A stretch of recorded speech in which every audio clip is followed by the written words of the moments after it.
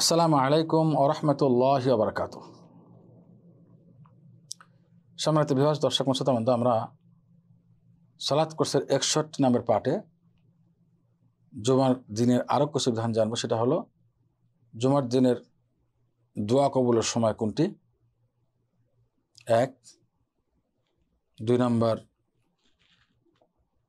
জুমা ত্যাগ করার বিধান কি, কেউ যদি জুমা ত্যাগ করে ওই ব্যক্তির বিধান কি হবে। 3 নম্বর পয়েন্ট থাকবে জুমা এবং ঈদ একই দিনে হলে কি করণীয়, ইমামের জন্য করণীয় কি আর মুসল্লিদের জন্য করণীয় কি, এই 3টা বিষয় নিয়ে আলোকপাত বা আলোচনা হবে। প্রথমে আসে জুমার দিনের দোয়া কবুল হওয়ার সময় নিয়ে। জুমার দিনে একটি দোয়া আছে যে ওয়াক্তে জুমার দিনে একটি দোয়া কবুলের সময় আছে, যে সময়ে যে কোনো ব্যক্তি দোয়া করলে তা কবুল হবে। আর এটা হলো আসরের পরের সময়, আসরের পর থেকে মাগরিব পর্যন্ত এই সময়টা।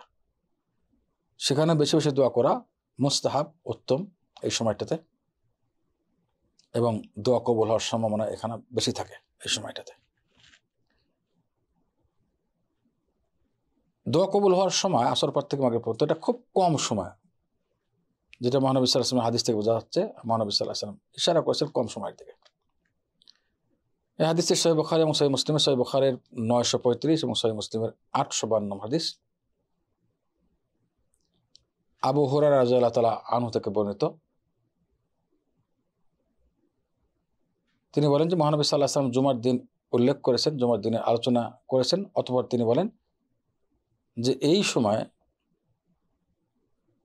এই দিনে একটি সময় রয়েছে যে সময়ে যে কোনো মুসলিম আল্লাহর বান্দা যদি দাঁড়িয়ে সালাত আদায় করে এবং আল্লাহর কাছে কিছু চায়, আল্লাহ তা তাকে দান করেন। এখন আমরা জানলাম ইবনে জাসর রাহিমাহুল্লাহ 30-এর অধিক মতামত এটা নিয়ে উল্লেখ করেছেন কোন সময় এটা নিয়ে, এবং এটাও প্রাধান্য দিচ্ছেন যে আসরের পর থেকে নিয়ে মাগরিবের আগ পর্যন্ত এটা হলো এই সময়ের মধ্যেই সময়টা আছে।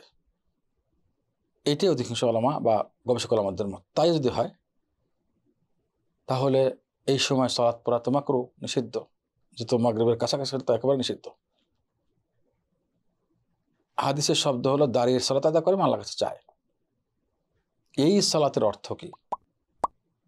আহলে ইলম, গবেষক ওলামারা বলেছেন এই সালাত মানে সালাতের অপেক্ষা করা। কারণ ওখানে যারা থাকবে মাগরিবের আগে, তারা মাগরিবের সালাতের অপেক্ষা করবে। তো অপেক্ষাটাও সালাতের অপেক্ষা করা, এটাও সালাতের বিধানে, এটা একটা অর্থ। এটাই হাদিসের উদ্দেশ্য, গবেষক দল ওলামাদের একদল বলেছেন। অথবা দাঁড়িয়ে সালাত আদায় মানে এখানে সালাত অর্থ হলো দোয়া, দাঁড়িয়ে দোয়া করবে, দাঁড়িয়ে দোয়া করবে।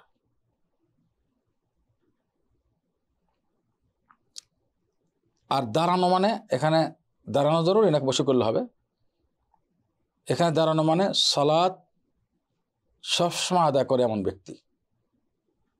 কায়েম শব্দ, কায়েমুন ইউসাল্লি বা কায়েমুন ইউসাল্লি, দাঁড়িয়ে মানে এখানে কিয়াম শব্দটা আসছে, যেটা নাকি মূল ধাতু একামাতুস সালাতের। তাহলে কিয়ামুস সালাহ মানে এখানে একামাতুস সালাত, সালাত কায়েম করার উদ্দেশ্য। তার মানে যে ব্যক্তি সবসময় সালাত কায়েম করেন এবং সবসময় সালাত জামাত সহকারে ঠিক মতো আদায় করেন সবসময়ের জন্য, ওই ব্যক্তিকে বোঝানো হচ্ছে ওই ব্যক্তির দোয়া কবুল হবে। বাস্তবিক দাঁড়ানো, কিয়াম শব্দ দাঁড়ানোর অর্থ এখানে উদ্দেশ্য না। আমরা পেলাম একটা হলো সালাত মানে দোয়া অর্থ, আর একটা হলো বললাম অপেক্ষা করা, আর একটা বললাম আর দাঁড়ানো মানে এখানে সালাত কায়েম করা, আর একটা সবসময় যারা সালাত কায়েম করে ওই ব্যক্তির জন্য এই দোয়া কবুলের প্রশ্ন আসবে। এই অর্থগুলো ওলামা কেরাম, অথেন্টিক ওলামা কেরাম বর্ণনা করেছেন। তার মানে বসে করলে হবে, যারা সবসময় বসে যদি কেউ দোয়া করে মাগরিবের আগে আসরের পরে দোয়া করতে থাকে, তাহলে ওই ব্যক্তিরও এই দোয়া ওই সময় যদি কবুল অর্থ হয় কবুল হবে ইনশাআল্লাহ। দুনিয়া আখিরাতের কল্যাণ করে যে কোনো দোয়া কবুল হবে তার জন্য। বাকি যে দোয়াতে গুনাহ আছে সে দোয়া কবুলের প্রশ্ন নেই। দ্বিতীয় পয়েন্ট আসি, সেটা হলো জুমা ত্যাগ করলে কি গুনাহ হবে। প্রথমে আসি, জুমা যদি কারো ফৌত হয়ে যায় কোনো কারণবশত, তাহলে ওই ব্যক্তি কি করবে? ওই ব্যক্তি 4 রাকাত যোহরের সালাত আদায় করবে। তার মানে যদি ওজোরের কারণে ফৌত হয়, কোনো কারণ আছে গ্রহণযোগ্য, শরীয়তে গ্রহণযোগ্য কারণের কারণে যদি হয়, অসুস্থ বা দূর থেকে আসছে, সফর থেকে আসছে সময় এসে দেখে জমা ধরতে পারলো না ইত্যাদি, যদি শরীয়তে গ্রহণযোগ্য কোনো কারণ হয় তাহলে সে মাযুর, অর্থাৎ তার গুনাহ হবে না যদি গ্রহণযোগ্য কারণ হয়। আর যদি কোনো ওজর বা গ্রহণযোগ্য কারণ ছাড়া জমা ফৌত হয়ে যায়, নিঃসন্দেহে গুনাহগার হবে এবং কঠিন গুনাহ এটা জমা ত্যাগ করা। কেন? সে জমার সালাত ইচ্ছাকৃতভাবে ত্যাগ করেছে বা গাফলতি করেছে, অবহেলা করেছে। এই জন্য আবিল জাদ রাদিয়াল্লাহু তাআলা থেকে বর্ণিত, মহানবী সাল্লাল্লাহু আলাইহি ওয়াসাল্লাম বলেন, যে ব্যক্তি 3 জুমা লাগাতার ক্রমাগতভাবে 3 জুমা অলসতা করে ত্যাগ করেছে, আল্লাহ তাআলা তার কলব বা অন্তরে মোহর মেরে দেবেন, মানে একেবারে সিল মেরে দেবেন এর হেদায়েত না ঢোকার জন্য। এই হাদিসটি আবু দাউদ এবং তিরমিজির, এবং শেখ আলবানী হাদিসটাকে সহিহ বলেছেন, হাসানুন সহিহ বলেছেন, গ্রহণযোগ্য হাদিস। আবু দাউদের হাদিস নাম্বার 1052 এবং তিরমিজির হাদিস নাম্বার 500। তৃতীয় পয়েন্টে আসি, সেটা হলো জুমা এবং ঈদের সালাত একই দিনে হয়েছে, কি করণীয়? জুমা এবং ঈদের সাথে একই দিনে হলে তাহলে জুমাতে হাজির হওয়া তার জন্য, ওই মুসল্লির জন্য হাজির হওয়ার প্রয়োজন নেই বা দরকার নেই, অথবা ওয়াজিব ফরজ না, যে ব্যক্তি ঈদের নামাজ পড়বে, জামাতে হাজির হবে, ঈদের খুতবা শুনবে। কিন্তু যদি হাজির হয়ে যায় তার জুমা আদায় হবে এবং ঈদের সহিত জুমাও সহিত, দুটি সহিত। তাহলে যে ব্যক্তি ঈদের নামাজ পড়েছে তার জুমা হাজির মানে কি করবে? এটা আগে গেছে, অর্থাৎ জোহরের সালাত আদায় করবে।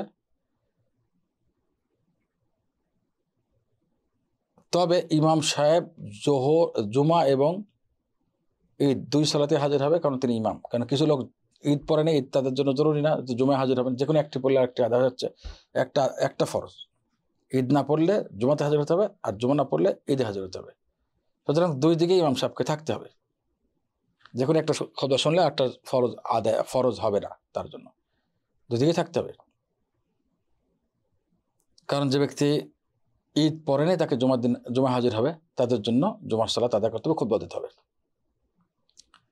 বাকি যে ব্যক্তি ঈদের সালাত এবং জুমার সালাত দুটি পড়বে যথেষ্ট হবে, জোহর পড়ার প্রয়োজন হবে না। আর যদি কেউ জুমা আদায় না করতে চায় এবং ঈদের নামাজ পড়ে জুমা আদায় করে নাই, তাকে জোহর পড়তে হবে। একটি মাসালা আছে, সেটা হলো যদি মসজিদের সমস্ত ব্যক্তি ঈদের নামাজে হাজির হয়ে যায়, জুমা হাজির না, জোহর পড়তে চায় পড়তে পারে। কিন্তু এমন যদি পরিস্থিতি হয় যে আমি ঈদের নামাজে হাজির হলাম, এখন জুমা যদি না পড়ি, জোহরে আমাকে ঘরে পড়তে হবে, জোহর জামাত পাওয়া যাবে না বা জামাত হবেই না, সবাই হাজির হচ্ছে, ওই ক্ষেত্রে সতর্ক থাকা উচিত। জামাত ফৌত করে একা একা ঘরে নামাজ পড়ার অভ্যাস করবে না, বরঞ্চ জামাতে আদায় করবে। আর যদি দেখে না অনেক বড় সংখ্যক লোক আসে বা জামাত হয় এতজন লোক যারা নাকি ঈদের সালাতে হাজির হবে না, জুমাতে যারা ঈদের সালাতে হাজির হয়েছে, যারা জুমা পড়বে না, জোহর পড়বে, এমন যদি আগে থেকে অভিজ্ঞতা থাকে, তাহলে জোহরের নামাজ জামাত সহকারে মসজিদে গিয়ে পড়বে। জোহরের নামাজ জমা মসজিদ না, অন্য মসজিদে, আশেপাশের মসজিদগুলোতে। যাই হোক, ব্যাপারটা প্রশস্ত, অর্থাৎ কেউ যদি জুমা পড়ে তার ঈদের নামাজ পড়া জরুরি না, আর কেউ ঈদ পড়লে জুমার নামাজ জরুরি না। এটা হলো মাসআলা।